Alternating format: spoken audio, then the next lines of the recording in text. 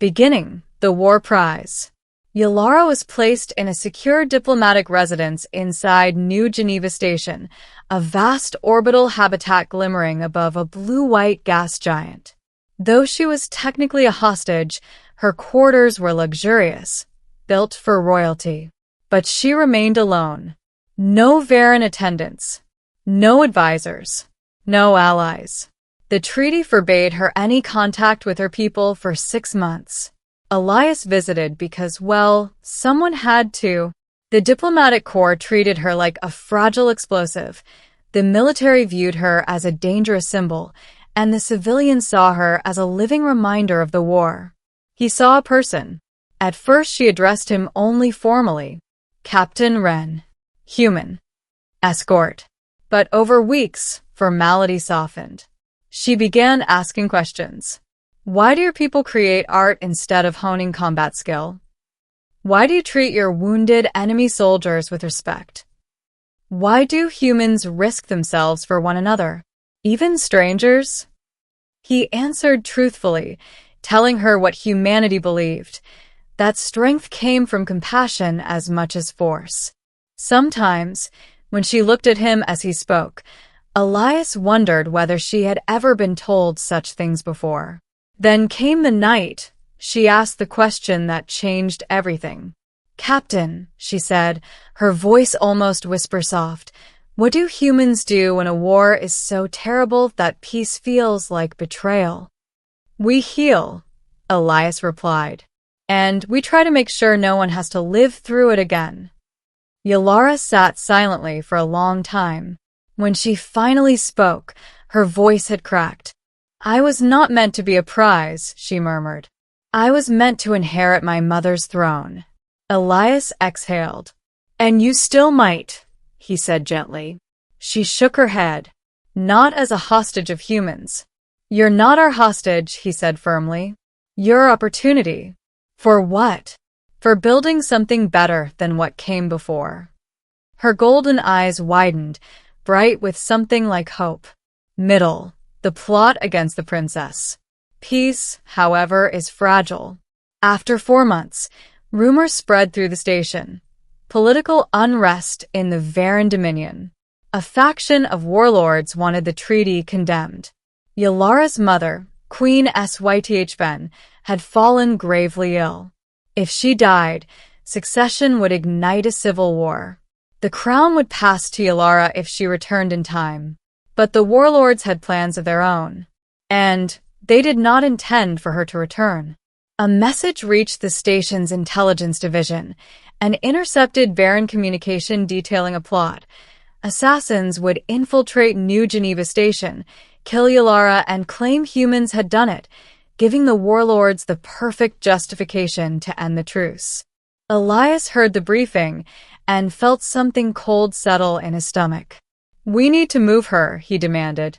The diplomats balked. She's safer where she is. She's a target where she is. That may be so, replied Ambassador Kieran stiffly, but she is a symbol of peace. We can't hide her like a criminal. Better a hidden princess than a dead one, Elias snapped. In the end, diplomacy won over practicality. Yalara remained in her residence. So Elias stationed himself outside her door. That night the attack came. The corridor lights flickered, cut by internal sabotage. Elias drew his sidearm just as shadows peeled themselves from the darkness. Varen assassins, tall, deadly, armored in matte black. They charged. Elias fired the instant one raised a plasma blade, the blast throwing the assassin back. 3 more surged forward. Elias slammed his fist into one's jaw, ducked under a blade, fired point blank into another's chest. The last assassin leaped and was intercepted. Yalara burst from her quarters, eyes blazing, the restraint collar sparking violently as she ripped it off. She seized the assassin in a crushing arm lock, twisted, and dropped him unconscious. Panting, she turned to Elias. Are you harmed? She demanded. He stared at her. I should be asking you that. Her gaze softened. You came for me. A human risking his life for a Varen princess. Not a Varen princess, Elias said. You. For a heartbeat, they simply looked at one another, two people who should have been enemies but had become something very different. But there was no time for that now. The treaty was collapsing around them. Yalara, Elias said urgently, we have to get you back to your homeworld. Now. If I go, she murmured, I will be stepping into a war for my throne. Then you won't go alone.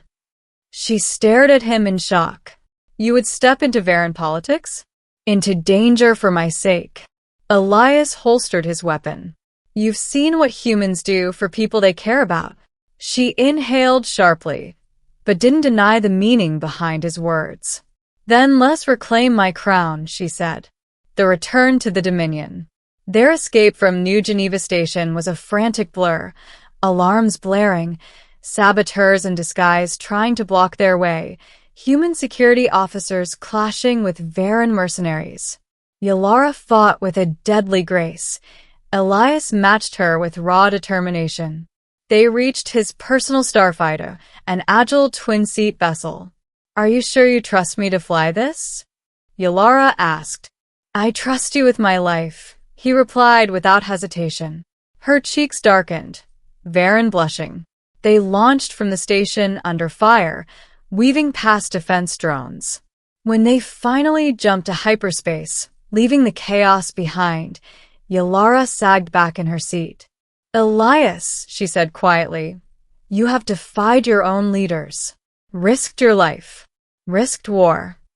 For you, he said simply. She closed her eyes, overcome for a moment by emotion she had never learned to name. The throne of HFY. When they arrived at the Varen capital, the world was burning with political tension. Armored warlords marched openly in the streets. Banners of rival clans hung like threats over the spired towers. And at the center of it all, the royal palace. Yalara strode into the throne hall with Elias at her side. Gasps rippled through the chamber. A human walking beside a royal? Unthinkable. The warlords stood before the queen's throne, their leader, General Korthvac, barely hiding his fury. The hostage returns, he sneered. Too late. The queen lies dying. The throne must pass to a warrior strong enough to lead. And yet I still live, Yalara said coolly. Which means the throne is mine by right. Not if you die today, Korthvac growled. He raised a plasma spear. Elias stepped between them. You want her, Elias said. You go through me. A roar of outrage echoed. A human defying a Varen general? Impossible. Korthvac lunged. Elias dodged, barely, the spear grazing his armor. Yalara joined the fight instantly, striking with the fluid precision of royal combat training. Together, they moved like a single entity, Elias blocking blows, Yalara countering with deadly strikes. Finally, Elias seized the broken end of a spear, slammed it into the floor, and Korthvac stumbled. Yalara moved faster than thought, landing a strike that sent the warlord crashing to his knees. The hall fell silent. Yalara placed a foot on Korthvac's chest. I claim the throne, she declared. And this human, the one you call enemy, risked everything to bring me home. He protected me when my own people sought my death. He stands here not as a conqueror, but as my ally. She turned to Elias. And as the one who lifted me back to my rightful place. The hall erupted, not in anger, but in stunned acknowledgement.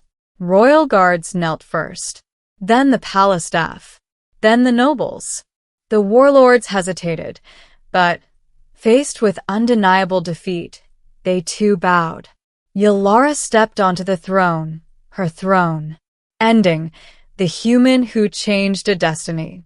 When the coronation ceremony ended and the hall emptied, Yalara approached Elias, her crown shimmering like wildfire. You should be hundreds of light years away, she murmured. Instead, you stand beside me. Do you want me to leave? Elias asked quietly. She touched his cheek, the gesture intimate for her people. Elias Wren, she said, you tore apart the chains placed upon me. You returned me to my people. You fought for my life, my throne, and my future. Her voice softened. And I want you here, with me. He smiled gently. Then that's where I'll stay. Yalara took her place upon the throne, her golden eyes bright with fierce determination. A new queen, a new era, and at her side, no longer an enemy, no longer a captor, but the human who had risked everything to lift her to the throne. Together, they would reshape two civilizations.